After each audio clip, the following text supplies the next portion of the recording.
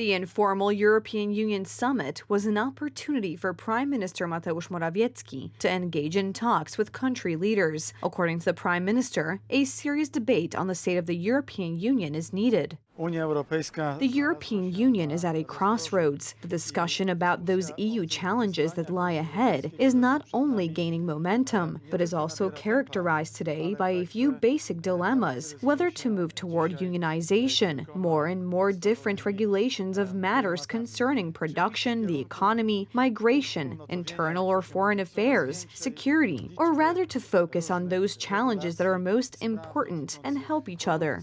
In the European Union, attempts are being made to federalize the community, however on Berlin's terms. The left and the media favorable to it reassure that this process is long-lasting and not dangerous. But as early as Wednesday, a report calling for changes to the EU's basic treaties may be voted on in the European Parliament. There will be a debate in Strasbourg on Tuesday and a vote on Wednesday. Historian Professor Wojciech Roszkowski referred to attempts to blur the issue in the public debate.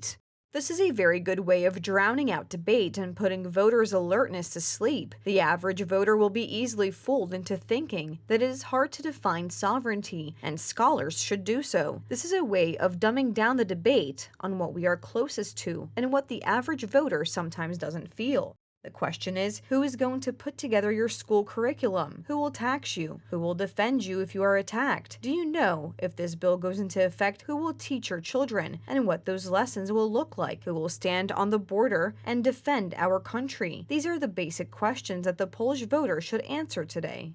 On the issue of illegal migration, Brussels wants countries to agree to accept migrants. Their failure to take them in will come with penalties, tens of thousands of euros for each person. In addition, the pact provides an incentive for hundreds of thousands more migrants and smuggling mafias. According to the left, the adoption of the pact will have no consequences. It is supposed to be just the opposite.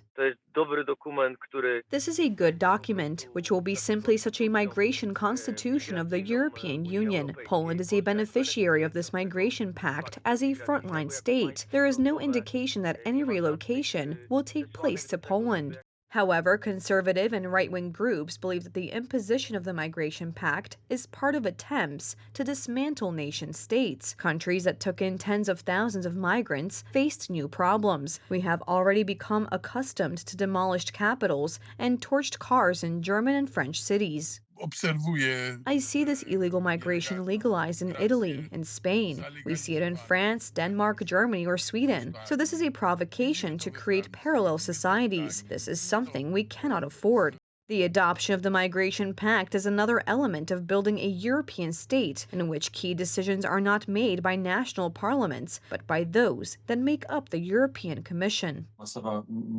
Mass illegal migration is treated as a key civilizational threat. This is a thing worth emphasizing because it causes not only the flow of these migrants and consequently can lead to any internal security order, but above all, cultural changes and civilizational changes. The plan to reform the Union includes strengthening the role of the European Parliament and changing voting mechanisms, including abandoning the requirement of unanimity on certain issues. This means abandoning the right of veto. There are plans to establish exclusive competencies for the Union in environmental protection and biodiversity, as well as to build a single economic zone with a common budget and common taxes. Germany has long had the idea of shared sovereignty, and there many academics or German think tanks have talked about it. It is more or less based on the idea that we all give some of our sovereignty to the European Union, and in return we get even more of that sovereignty within the community. It's just that we know that one can give more, the other less. Besides, we get this sovereignty with such ideological cap concocted in Brussels and Berlin or maybe in Paris. So far, Poland and Hungary have objected to the adoption of assumptions in the Migration Pact. However, a change of government in Poland may lead Warsaw to take a different stance on the matter.